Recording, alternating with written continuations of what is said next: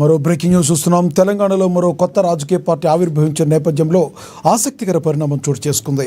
తెలంగాణ జాగృతి అధ్యక్షురాలు కవిత తన పార్టీకి తెలంగాణ రాష్ట్ర సేన అని పేరు పెట్టడంపై బీఆర్ఎస్ పార్టీ స్పందించింది. ఈ మేరకు బీఆర్ఎస్ తన అధికారిక ఎక్స్ ఖాతాలో ఓ సెటైరికల్ పోస్ట్ పెట్టింది.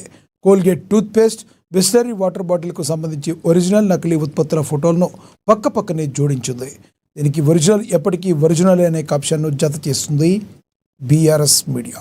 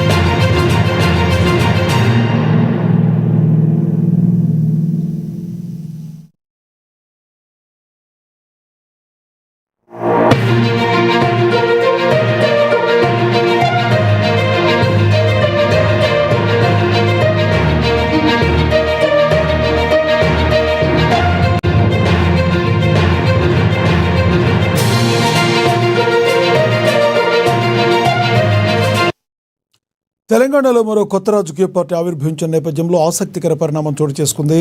తెలంగాణ జాగృతి అధ్యక్షురాలు కవిత తన పార్టీకి తెలంగాణ రాష్ట్ర సేన అని పేరు పెట్టడంపై బీఆర్ఎస్ పార్టీ స్పందించింది. ఈ మేరకు బీఆర్ఎస్ తన అధికారిక ఎక్స్ ఖాతాలో ఓ సెటైరికల్ పోస్ట్ పెట్టింది. కోల్గేట్ టూత్పేస్ట్, బిస్లరీ వాటర్ బాటిల్కు సంబంధించి ఒరిజినల్, నకిలీ ఉత్పత్తుల ఫోటోలను పక్కపక్కనే జోడించింది. దీనికి ఒరిజినల్ ఎప్పటికీ ఒరిజినల్ అనే క్యాప్షన్ను జత చేస్తుంది. దీనిపై మరింత సమాచారం మా ప్రతినిధి హరీష్ ఫోన్ ద్వారా అందిస్తారు. హరీష్, చెప్పండి, కవిత యొక్క పార్టీని కోల్గేట్ మరియు బిస్లరీ ఒరిజినల్ లాంటిది కాదు, ఒక డూప్లికేట్ అన్నట్టుగా మరి బీఆర్ఎస్ చెప్పడాన్ని ఏ రకంగా చూడాలి? అదేవిధంగా పులిని చూసి నక్క వాతకలు పెట్టుకుందన్నట్టుగా వాళ్ళ కార్యకర్తలు కూడా మాట్లాడుతున్నారు. ఎలా చూడాలి? రైతు లక్ష్మీ, ఏదైతే తెలంగాణలో మరో కొత్త పార్టీకి సంబంధించి కూడా పురుడి స్ఫూర్తి పోసుకున్న పరిస్థితి అయితే కనిపిస్తా ఉంది. తెలంగాణ జాగృతి అధ్యక్షురాలు కల్వకుంట్ల కవిత కొత్త పార్టీని ఏర్పాటు చేశారు. ఇక అయితే టీఆర్ఎస్ పేరుతో తెలంగాణ రాష్ట్ర ఏదైతే రాష్ట్ర సేనకు సంబంధించిన పార్టీని ఏర్పాటు చేయడం జరిగింది. ఇక దీన్ని ఆమె టీఆర్ఎస్ గా ఏదైతే చెప్తూ ప్రధానంగా పార్టీకి సంబంధించి కూడా ఈరోజు రిలీజ్ చేసిన నేపథ్యం అయితే కనిపిస్తుందో, పేరు కావచ్చు, జెండా కావచ్చు, మొత్తంగా దీనికి సంబంధించి కూడా బీఆర్ఎస్ నుంచి కూడా సెటైరికల్ కామెంట్స్ వస్తూ ఉన్న నేపథ్యం అయితే కనిపిస్తూ ఉంది. ప్రధానంగా గతంలో ఇప్పుడు కొనసాగుతున్న బీఆర్ఎస్, గతంలో టీఆర్ఎస్ తెలంగాణ రాష్ట్ర సమితి పార్టీగా కొనసాగింది. ఇప్పుడు పులిని చూసి నక్కవాత పెట్టుకుంటుంది. ఏదైతే ఈ సెటైరికల్ కామెంట్ తన ఎక్స్ ఖాతా వేదికగా కూడా బీఆర్ఎస్ విమర్శలు చేస్తూ ఉన్నారు. బీఆర్ఎస్ కార్యకర్తలకు సంబంధించి కూడా విమర్శలు చేస్తున్న పరిస్థితి అయితే కనిపిస్తోంది. సోషల్ మీడియా వేదికగా కూడా ఏదైతే సెటైరికల్ కామెంట్స్ వేస్తున్న నేపథ్యం అయితే కనిపిస్తూ ఉంది. ఇక ప్రధానంగా కాసేపటి క్రితమే ఈ సోషల్ మీడియా ఎక్స్ వేదికగా కూడా ఏదైతే బీఆర్ఎస్ అధికారిక ఖాతా నుంచి కూడా సెటైరికల్ పోస్టు పెట్టడం జరిగింది. కోల్గేట్ కి సంబంధించిన టూత్పేస్ట్, అలాగే బిస్లరీ వాటర్ బాటిల్ కి సంబంధించి కూడా ఒరిజినలే, నకిలే అంటూ కూడా ఇక ఫోటోతో కూడా పక్కన ఈ రెండు ఫోటోలు కలిపి కూడా ఏదైతే ఒరిజినల్ గానే కొనసాగుతుంది, నకిలీగానే కొనసాగుతుంది. పులిని చూసి నక్క వాత పెట్టుకోవడం సరైనది కాదన్నట్టుగా కూడా సెటైరికల్ కామెంట్స్ చేస్తా ఉన్న పరిస్థితి అయితే కనిపిస్తా ఉంది.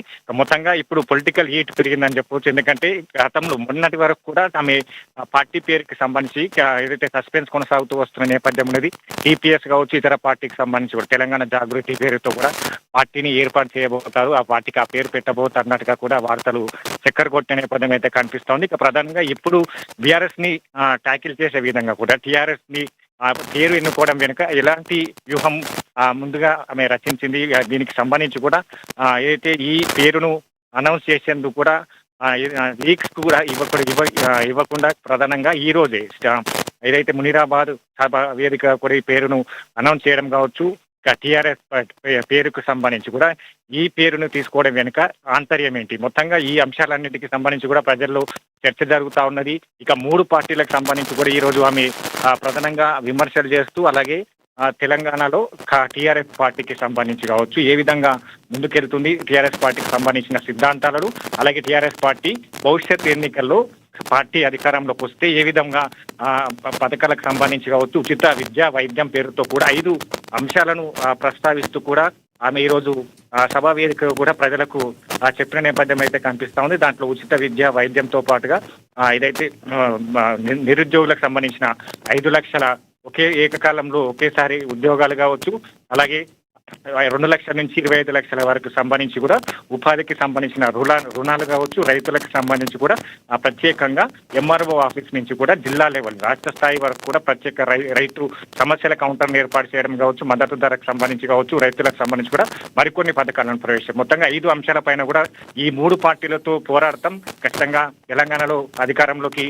తీసుకొస్తాం. దాంతో పాటుగా అన్ని సామాజిక వర్గాలకు సంబంధించిన సమన్యాయం కావచ్చు, ఇక మహిళలకు సంబంధించిన ఏదైతే సెక్యూరిటీ పరంగా కావచ్చు, మహిళలకు సంబంధించిన ఉపాధి పరంగా కావచ్చు, వీటన్నిటికీ ఆమె కొన్ని సిద్ధాంతాలను పెట్టుకొని ఉన్నాను. ఖచ్చితంగా ఈ 3 పార్టీలతో మేము నీళ్లు నిధులు నియామకాలు ఏదైతే తెలంగాణ ఏర్పడ్డదో ఈ 12 ఏళ్లకు సంబంధించి కూడా గత బీఆర్ఎస్ పార్టీ దగా చేసింది. ఇప్పుడు కూడా కొనసాగుతున్న కాంగ్రెస్ పార్టీకి సంబంధించి కూడా రాష్ట్ర ప్రజలకు ఇచ్చిన హామీలను నెరవేర్చడంలో దగా చేస్తా ఉన్నది. ఖచ్చితంగా ఏదైతే బీజేపీకి సంబంధించి కావచ్చు వీటిపైన కూడా ఇప్పటి వరకు నోరెత్తని పరిస్థితి కొనసాగుతా ఉన్నది. కాబట్టి ఈ 3 పార్టీలకు ఖచ్చితంగా తాను మేము ప్రజా వేదిక కూడా అలాగే ప్రజల పక్షాన కొట్లాడతాం, ప్రజల పక్షాన నిలబడతాం.